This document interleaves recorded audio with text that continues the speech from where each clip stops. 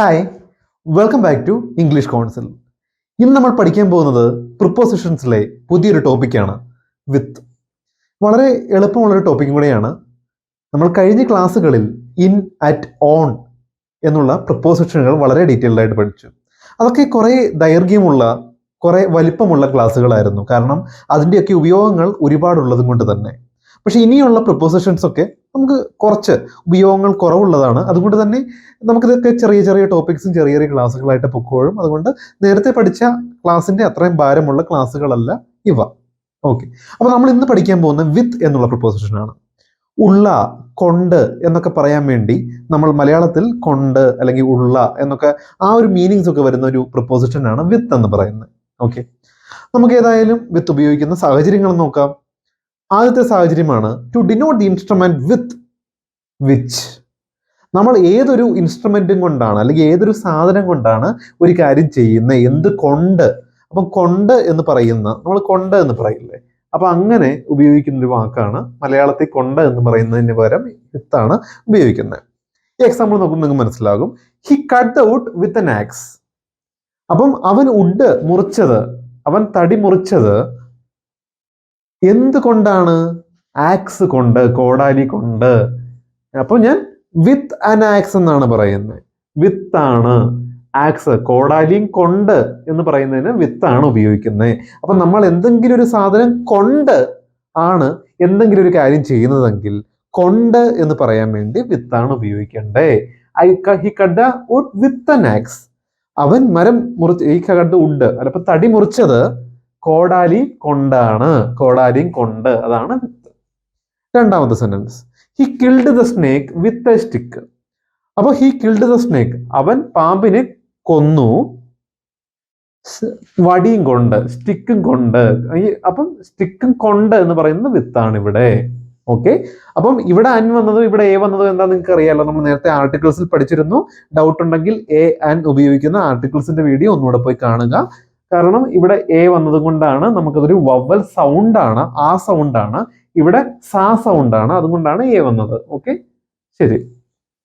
He open the box with a key. അവൻ ആ പെട്ടി തുറന്നത് താക്കോലും കൊണ്ടാണ്. താക്കോലും കൊണ്ട്, താക്കോലും കൊണ്ട്, കൊണ്ടെന്ന് പറയുമ്പോൾ വിത്താണ് ഉപയോഗിക്കുന്നത്.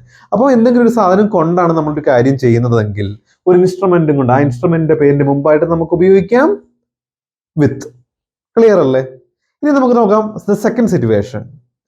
To say in the company. ആരെങ്കിലും നമുക്കൊരു കമ്പനി തരുന്നുണ്ടെങ്കിൽ അവരുടെ പേര് പറയുന്നതിന് മുമ്പോ അല്ലെങ്കിൽ ഒരാളുടെ പ്രസൻസ് ഉണ്ടെങ്കിൽ അവരുടെ പേരിന് മുമ്പോ നമ്മൾ ഉപയോഗിക്കേണ്ടതും വിത്താണ്. കൂടെ എന്നൊരു അർത്ഥമാണ് നമുക്ക് ഇവിടെ വരുന്നത്. ഇവിടെ നമുക്ക് കൊണ്ടെന്ന് വരുമ്പം ഇവിടെ നമുക്ക് വരുന്ന അർത്ഥം കൂടെ എന്നാണ്, കൂടെ. ഓക്കെ, അപ്പം she leaves with Har parents. അവൾ താമസിക്കുന്നത് അവളുടെ പാരൻസിന്റെ കൂടെയാണ്, മാതാപിതാക്കളുടെ കൂടെയാണ്. അപ്പം മാതാപിതാക്കളുടെ കൂടെ എന്ന് പറയാൻ വേണ്ടി ഹെർ എന്ന് പറഞ്ഞാൽ അവളുടെ, മാതാപിതാക്കളുടെ കൂടെ എന്ന് പറയാൻ വേണ്ടി വിത്താണ് ഉപയോഗിക്കുന്നത്. Okay, he came with his friends. അവൻ വന്നത് വിത്ത് ഹിസ് ഫ്രണ്ട്സ്, ഫ്രണ്ട്സിന്റെ കൂടെയാണ്. അവന്റെ എന്ന് പറയുന്നതാണ് ഹിസ്, ഫ്രണ്ട്സിന്റെ കൂടെ, കൂടെ എന്ന് പറയുന്ന വിത്താണ്. I play with my cousins. ഞാൻ കളിക്കുന്നത് എൻ്റെ കസിൻസിന്റെ കൂടെയാണ്. Okay, to mean having or possessing. Okay, ഇത് നമുക്ക് കൂടെ, അപ്പം കൊണ്ട് എന്ന് പറയാൻ വേണ്ടി വിത്താണ് ഉപയോഗിക്കണ്ടേ, കൂടെ എന്ന് പറയാൻ വേണ്ടി വിത്താണ് ഉപയോഗിക്കണ്ടേ. മൂന്നാമത്തെ യൂസേജ് ആണ് നമുക്ക് ഉള്ള എന്നൊരു മീനിങ്. ഇപ്പൊ ടു മീൻ ഹാവിങ് അർത്ഥം ചെയ്യുന്നത് എന്താണ്? ഹാവിങ്, നമുക്കൊരു കാര്യം ഉണ്ട്. അല്ലെങ്കിൽ പൊസിങ് എന്ന് പറഞ്ഞാൽ നമ്മുടെ ഒരു ഉടമസ്ഥത കാണിക്കുന്ന വാക്കാണ്. അപ്പൊ ഉള്ള എന്ന് പറയാൻ വേണ്ടി, ഉള്ള എന്ന് മലയാളത്തിൽ നമ്മൾ നീലക്കണ്ണുള്ള അല്ലെങ്കിൽ അങ്ങനെ എന്തെങ്കിലും ഉള്ള എന്ന് പറയാൻ വേണ്ടി നമ്മൾ ഉപയോഗിക്കുന്ന വാക്കും വിത്ത് തന്നെയാണ്. I saw a man with blue eyes. I saw a man, ഞാനൊരു പുരുഷനെ കണ്ടു, നീലക്കണ്ണുള്ള, ബ്ലൂ ഐസ് ഉള്ള, ഞാൻ നീലക്കണ്ണുള്ള ഒരു മനുഷ്യനെ കണ്ടു. അപ്പൊ ഉള്ള എന്ന് പറയാൻ വേണ്ടിയാണ് നമ്മളിവിടെ വിത്ത് ഉപയോഗിക്കുന്നത്.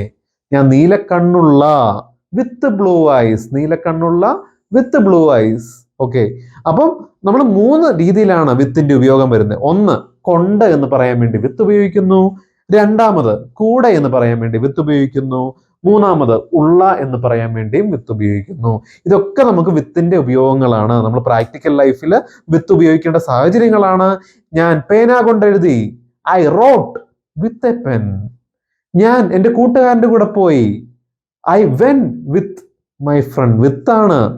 ഓക്കെ, അപ്പം അങ്ങനെ ഓരോ കാര്യങ്ങളും നമ്മൾ പറയാം. പിന്നെ ഉള്ള എന്നൊരു മീനിങ്ങിൽ നമ്മൾ ഉപയോഗിക്കേണ്ട വിത്ത് തന്നെയാണ്. ഓക്കെ, അപ്പൊ ഈ ഒരു ക്ലാസ്സോടെ നിങ്ങൾക്ക് വിത്തിന്റെ ഉപയോഗം വളരെ കൃത്യമായിട്ട് വ്യക്തമായിട്ട് മനസ്സിലായി എന്ന് ഞാൻ വിശ്വസിക്കുന്നു. ഇത് വളരെ സിമ്പിൾ ആയിട്ടൊരു ക്ലാസ് ആണ്.